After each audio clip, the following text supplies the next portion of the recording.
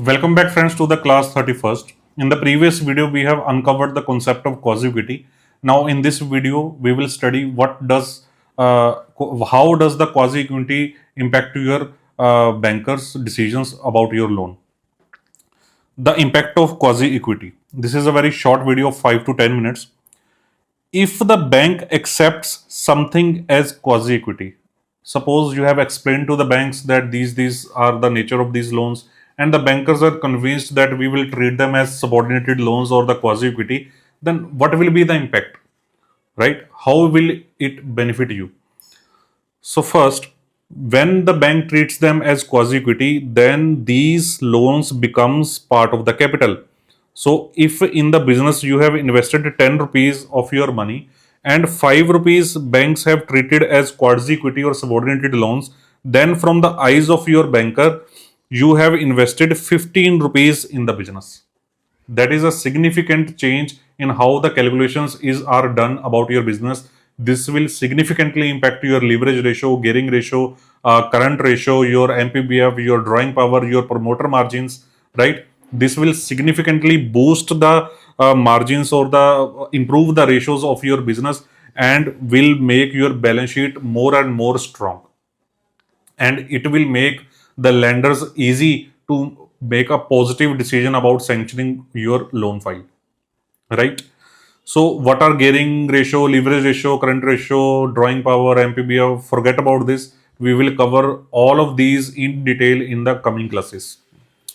So thus form part of promoter margins, whatever is treated as quasi or subordinated, thus meeting critical bank norms of promoter margin. We have discussed 3 classes back about the concept and criticality of promoter margin.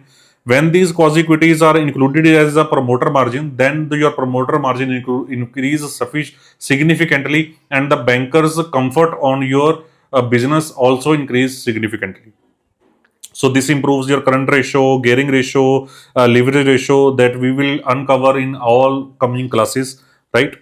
So we will discuss them in the ratio analysis chapter. So further, if you are paying any interest on these quasi equity, if you are paying any interest to these quasi lenders, then these interest can also give you benefit in calculation of DSCR, interest service coverage ratio, debt service coverage ratio. Don't get confused about DSCR and ISCR. We will uncover these ratios in the coming classes in the ratio analysis series, right? So the interest will give you benefit there also. So total equity after adding up the quasi equity is called adjusted total net worth. Adjusted equity or adjusted total net worth, also called ATNW in short form, also called ATNW. So this is the main benefit if some loans are gets qualified as quasi equity. So to accept them as quasi equity, the bankers will ask you to submit an undertaking. This undertaking will be submitted by the entity.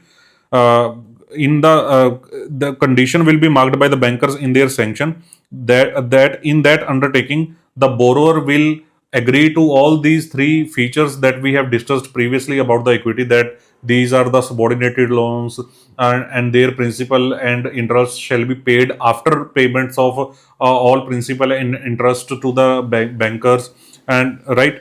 So these amount of quasi equity shall be retained in the business till the tenure of the bank loan for the long term purpose, right?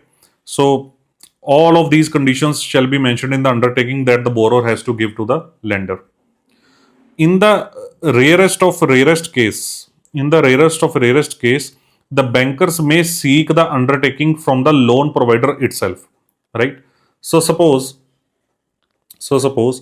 if in a business house, if in a business entity,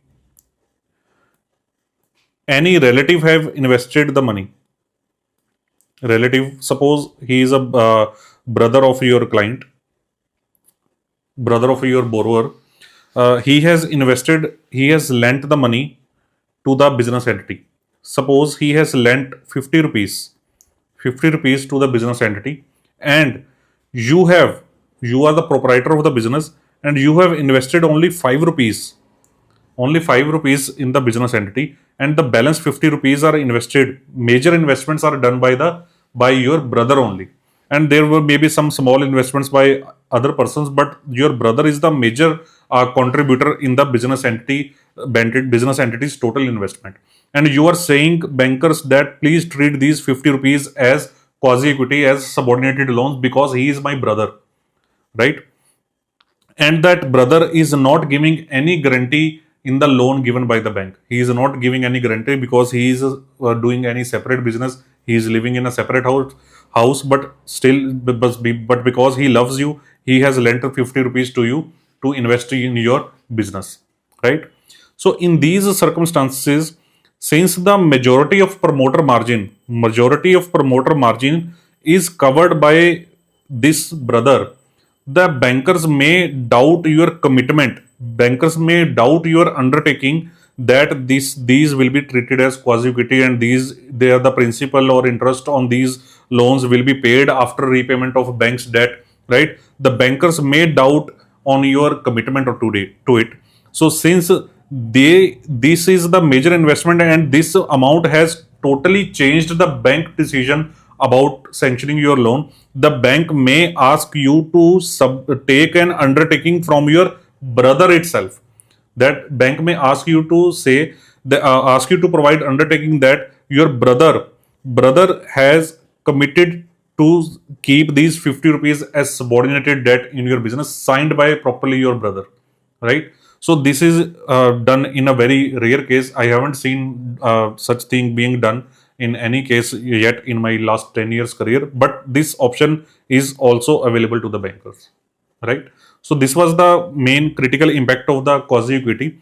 Main impact of these are seen in the ratios of the client, which we will uncover in the road to ratio analysis series. Till then, stay tuned to this channel. Thank you very much.